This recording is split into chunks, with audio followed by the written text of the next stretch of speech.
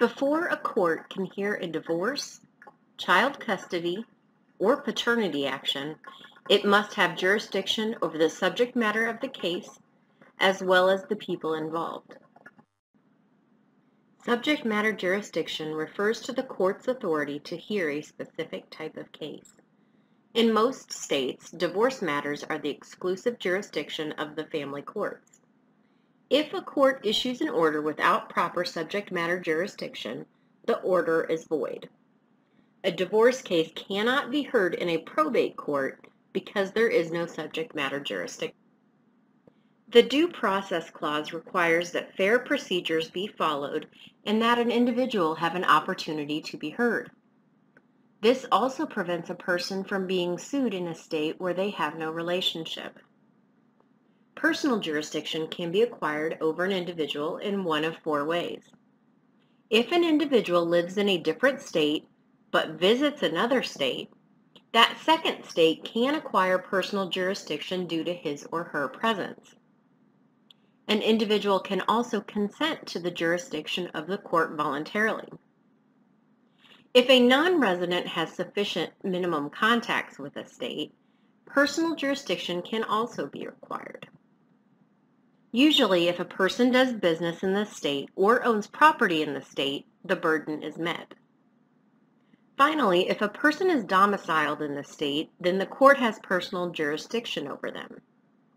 Domicile should not be confused with residency. Although a person can have multiple residences, only one is considered the permanent domicile. Jurisdiction issues can arise in all types of family law matters. Most cases require that a court have personal jurisdiction over the defendant. Divorce cases, however, look at the relationship of the plaintiff to the jurisdiction. As long as the court has jurisdiction over the plaintiff, it can hear the divorce. In order to award spousal support or child support, however, the court must have jurisdiction over the defendant.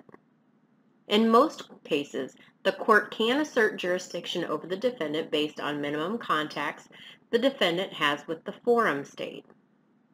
For the most part, courts have jurisdiction over all property located within the forum state. If a couple owns property outside of the state, the court can order the defendant to convey title to the property. There are special considerations when dealing with child custody. The Uniform Child Custody and Jurisdiction Act was implemented in order to deal with custody issues if the custodial parent moved to a different state. The UCCJA has been replaced in nearly all states with the UCCJEA, the Uniform Child Custody Jurisdiction Enforcement Act. The UCCJEA describes 4 ways that a court can gain jurisdiction over a child custody matter. First, a state acquires jurisdiction if it is the home state of the child. A home state is where the child has lived for the last 6 months, or from birth if younger than 6 months. Like the minimum contacts of personal jurisdiction, there is a significant connection provision. If the state has a significant connection with the child and at least one parent, that state can obtain jurisdiction as well.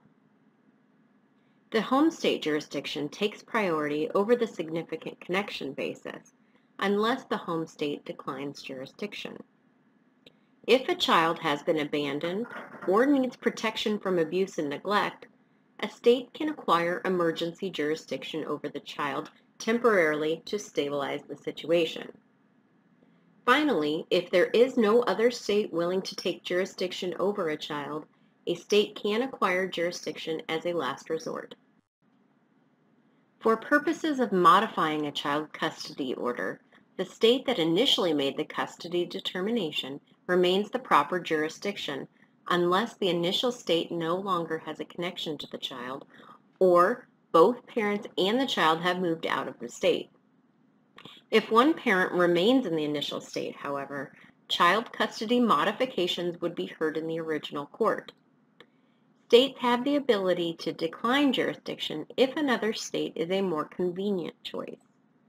States are also able to decline jurisdiction if a parent has fled the initial state with the child in order to hide from the other parent.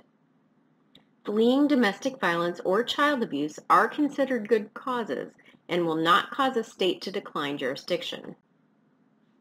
Parental kidnapping occurs when one parent removes a child from a state without permission or knowledge. The Parental Kidnapping and Prevention Act, PKPA, requires that states enforce the custody orders of other states. A state cannot modify the custody of another state unless both the parents and the child move away from the initial state. Therefore, a home state nearly always retains jurisdiction to modify child custody orders. International child abduction has also been addressed in many countries with the Hague Convention on the Civil Aspects of International Child Abduction. Jurisdiction remains with the country of the child's habitual residence. If a parent removes a child from the country of habitual residence can ask the court to order the child's return. Cases under the Hague Convention only address whether the removal was lawful, but modifications are not addressed.